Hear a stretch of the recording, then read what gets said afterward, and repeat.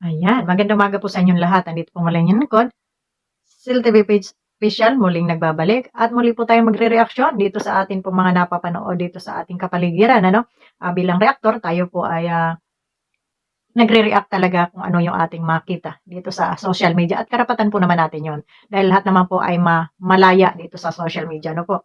Lalo't lalo na ay yan naman ay hindi naka-private. At yan po ay mga naka-public. So yon, bago tayo lumaot, umustahin ko muna yung aking mga kasamahan na mga reaktor. Malu de los Santos, Banat Bagsik, Ermagalo, Silina Barbosa, Pixilixi, at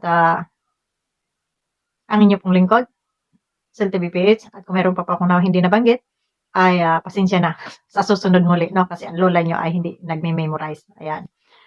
Lost memory ang lola nyo. So, ayun po, sino po ang ating re-reaction ng muli dito? Ito po ay patungkol ulit doon sa lolo, no? Bagamat ako'y late na po, pero ako po ay magbibigay ng aking sariling opinion, patungkol dito sa lolo ni Erica na kung saan ay nagsalita na nga po na ayun, ipinapahiya sila ng kanilang apo tungkol nga dito sa pagbablog, no? Na hindi na naman siya bawal na i-vlog noon ni Kalinga Prab itong si Erica, no? At ang sabi niya ay 3 beses sa isang linggo pwedeng i-vlog kasi nga nag-aaral itong si Erica. Yun po ang pahayag ni Lolo.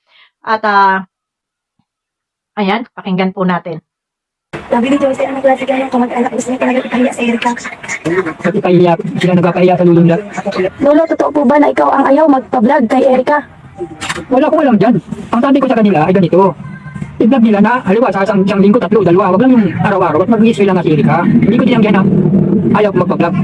Yun ang pinag-usapan namin ni Rob sa kanila dito. Bakit niya nag-vlog ka? Ayun, siguro na. Awang ko sa kanila, hindi ko alam. Nagkakaya naman kami nun. Ikaw daw ang nagsabi na ay wag na mag-vlog si Erica. Ha? Wala akong sinabing gayon. Mismo nagsasabi si Erika, ayaw na daw siya at mapapagod na siya. Ako ang tutukuin lang umayaw na mag-vlog. Sabi ko mali, basta sasabi mo 3 beses lang. Di ba mahal kayo ni Erica, kay Lolo? Bakit ganun? Awang ko sa kanila. Maliwanag na hindi ikaw mismo ang umayaw, Lolo. Oo, gumagawa lang nila yun. Sinisira ko. So, yun nga, ating napakinggan ang mensahe ni Lolo.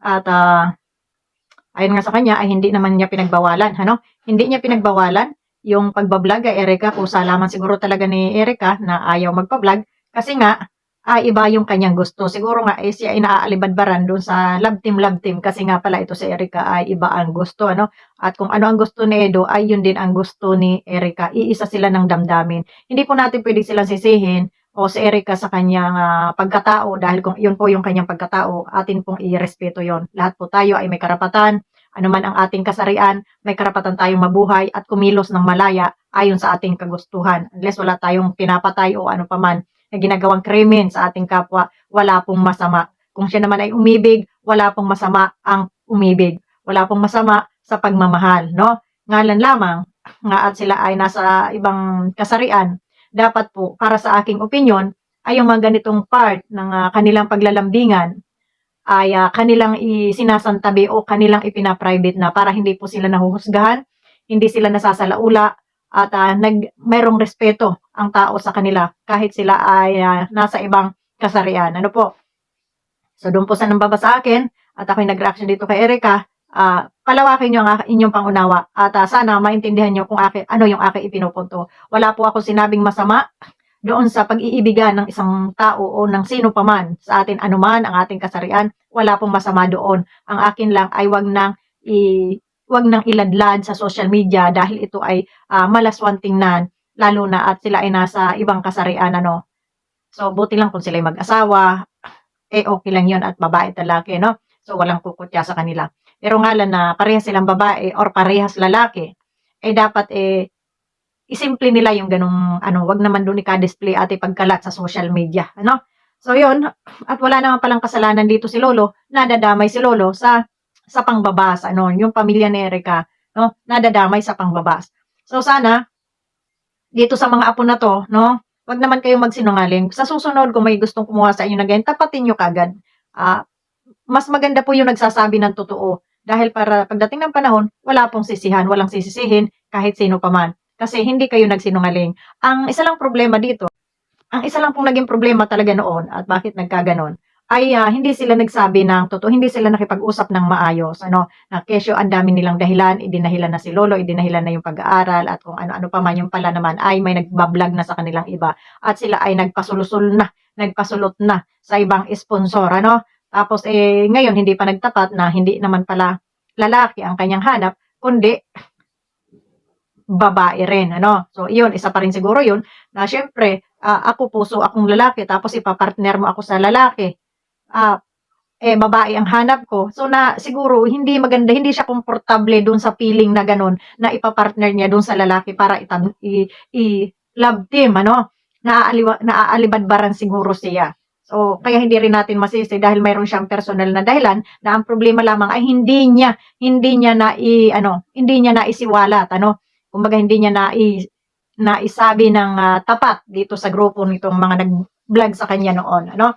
So, hindi niya kinausap ng maayos. So, ang problema dito, ito si Lolo yung naiipit at napapasama at kumbaga ay yung pamilya, ano, yun yung nagiging, tawag nito, parang nagiging collateral sa mga basher, ano. At kasi nga, ang paliwanag nitong Erica ay pinagbawalan sila. Yung pala naman ay hindi. O, kasabi ni Lolo, pinapahiya nila ako. So, dito sa mga apo na to, kung kayo ay magdidesisyon sa inyong buhay, siguraduhin nyo naman na hindi masasabit yung mga ninuno nyo, mga lolo, mga apo-apuhan nyo dyan, mga magulang, kasi kahihiyan nila yon, lalo na yung ganyan yung ginagawa nyo, kayo ay talagang maraming basher or maraming nanlalait sa inyo dito sa social media, pati pamilya nyo madadamay. Kaya sa susunod, kung kayo ay maglalampungan o maglalaplapan, ay isimple nyo na lang at itago sa isang tabi at wag nyo nang videohan. Ngayon, kung meron man kayong mga barkada na isasama sa inyong mga gimmick, siguraduhin nyo na wala silang camera. Kasi merong iba dyan, nakikibarkada lang sa inyo, yung pala, kinukunan kayo ng picture para kayo ay ipahiya dito sa social media at yung galaw nyo lang ang binabantayan. So, wag magtiwala din, ano, sa kahit mga kaibigan, wag masyadong magtiwala kasi ngayon yung kaibigan, pambihira na lang yung makita mong kaibigan na talagang ikaw ay dadamayan sa hirap at ginhawa, no? Yung iba kasi pag wala nang makuha sa'yo, wala na, tae na ang tingin sa'yo. Pero habang mabango ka pa sa kanya, sana ay maging aral sa lahat, ha? Lalo na itong si Erica, na huwag kang magtiwala, no, sa mga nakapaligid sa'yo dahil maraming may galit sa'yo at maaring ipangalandakan, ipagladlaran kung ano yung mga sikreto mo sa buhay. Sabi nga, magtira kayo ng privacy sa inyong katawan, huwag puro social media nyo inilalabas yung, pwede naman kayong maglabas ng saloobin, at pero yung hanggang sa kaliit-liitan ng sikreto nyo sa buhay ay naka-social media, hindi na yun maganda. Magtira kayo ng privacy sa inyong katawan kasi hindi lang kayong nadadamay dyan, kundi pati ang inyong mga magulang. So, ayun. At ayun, nakakaawa si Lolo. Nagsalita na po. At ayan, napakinggan naman natin. So, nakakaawa si Lolo, ano? So, sana dito sa mga apo na to, magtanda na kayo ng wag nyo namang bigyan na ng sakit ng ulo yung inyong mga magulang at inyong mga kaapu-apuhan, mga lolo't lola. Nakakaawa po sila ang sumasalo ng kahihiyan na inyong ginagawa, no? Sila ang sumasalo, sila ang nawawala ng mukha sa kanilang mga kaibigan, kapitbahay, dahil sa inyong mga ginagawa. Kayo, wala kayong pakialam kasi feeling nyo, masaya lang kayo sa inyong ginagawa, pero hindi nyo alam yung damdamin ng mga pamilya nyo, kung ano yung nararamdaman nila.